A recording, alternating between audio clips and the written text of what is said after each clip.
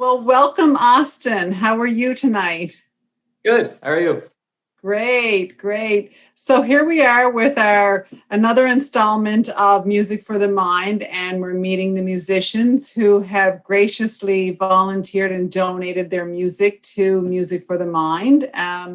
Music for the Mind is a project with the Canadian Mental Health Association of New Brunswick, where we're showcasing New Brunswick artists who have original pieces of music and songs all about either their mental health journey or the mental health journey of friends or family.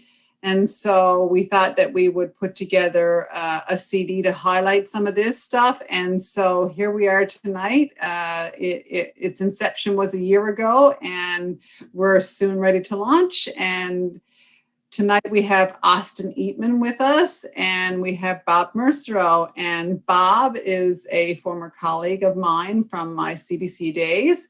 And Bob is known here in this province as, and probably the country, Bob, as Mr. Music. And you were pretty big on the Canadian music scene with writing books, and you have a top seller of the 100 Canadian albums.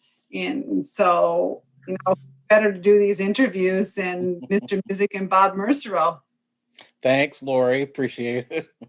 The plugs. And Austin, I know that you've got brand new EPs just come out. Is that your debut, right?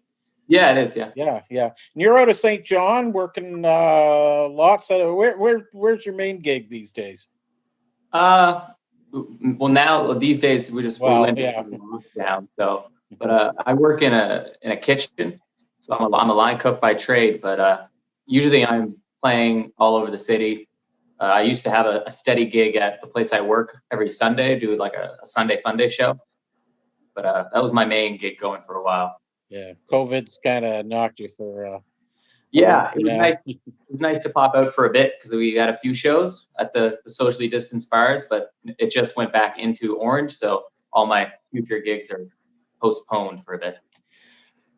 Well, I'm hoping that's not going to last too much longer. But you've just had your new EP come out called Broken Radio.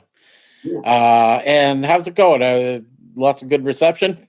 Yeah, that's astounding, really, the reception I got for it. I kind of made it as a sort of a business card just to say I have all these different genres and I wanted to put them together as an EP to say, like, this is what I'm capable of, just to show people. And the response thus far has just been amazing. Mm-hmm. Yeah. So, I don't know. I hear a little folk. I hear pop. I hear rock in there. How do you try and narrow it down? Just try to. I didn't know where to narrow it down to, so I figured alt folk doesn't apply to anything, so I might as well just take that moniker and run with it. Right. Singer-songwriter. Yeah, pretty much. Yeah, I write all the songs, and I like to strip them down to just me and guitar. But yeah. Now the song that you've presented for us on Music for the Mind is "A Better Life." It's not on the EP, actually. No. Yeah. Was it a new one that you wrote for this, or was it kicking around? Or yeah, it was in a backlog, so it was kind of like. Broken Radio, the EP, was half new songs and half older songs that I had lying around. So A Better Life came from sort of the older backlog. I had a lot of music and I wanted to refine it into the EP. So that song was just kind of sitting off to the side and it was like, it seemed to fit. Mm-hmm. Yeah, fit the narrative well. Yeah. Well, why don't you tell us about it? What's the, so this was, I guess you saw something on social media from an old school friend, right? Yeah, sort of like like an acquaintance of sorts. Mm-hmm. Yeah, so tell the story. Yeah, so I'm not a huge fan of social media myself, and I could find it to be a little bit overwhelming, having all this instant access to your life and like people kind of piling on. So I was just scrolling through, and I saw someone had a very deep personal like message about a transition they were going through, and I thought it was.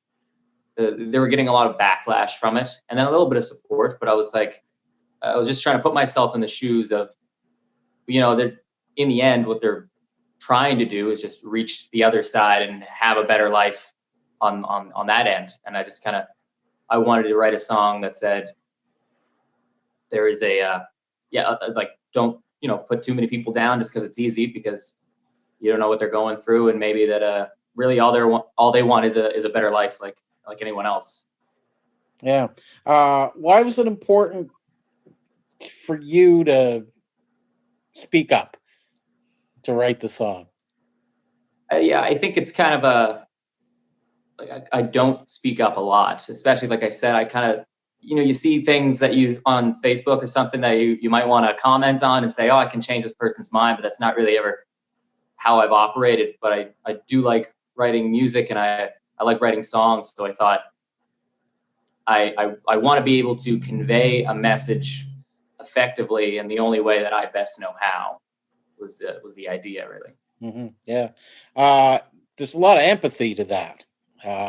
You're thinking of that person's situation, and really, and their health and their mental health. Is it, I guess it's our job, in some ways, everybody's job, to step back and go, hey, I don't know what their situation is. Let's support them. That's the message I get from your song anyway. Yeah, and at the very least, just don't say anything if it's not gonna help them, and it's really only just helping yourself to make yourself feel better in that sense.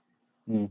And I guess we can get a little specific about the person. And this was a transition from male to female, I think it was, and it was obviously this is somebody that's uh, got a lot to think about, a lot to get out. It's very brave for them to be putting it out there for us. The least we can do is be supportive, right? Yeah, I thought so. I didn't have a whole lot of experience with it myself. Like, I've known a few people to transition, but that was the first time that it was like sort of closer to me, because it's someone I'd gone to school with. So I thought, oh, this is an interesting thing that I've not encountered yet. And when they put it out there, I thought that was incredibly brave, if not terrifying. And I was trying to imagine if I would ever do that or could do that, and what people's response would be to that. And I can't imagine. What'd you learn by writing the song?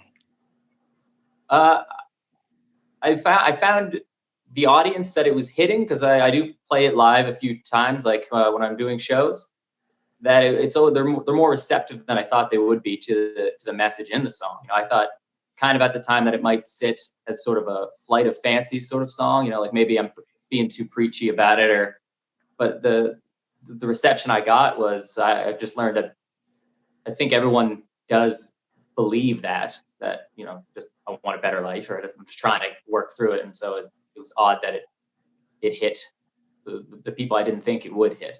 It's like, oh, that's one of your favorite songs that you do. And I was like, oh, I did not expect that. Mm-hmm. Yeah. Do you think that music is a good way to have these conversations?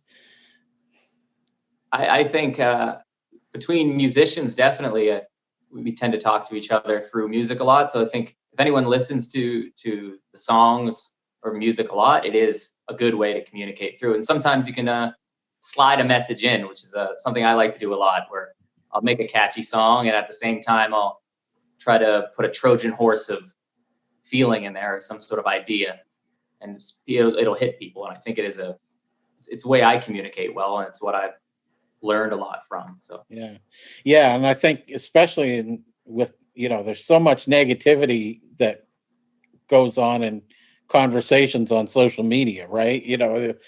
We all feel it. Somebody says something, and then somebody responds with just the worst attitude, right? Whereas the worst and best of humanity ends up on the internet, and we tend to pay attention, I think, to the inflammatory and the most controversial, and so it feeds itself.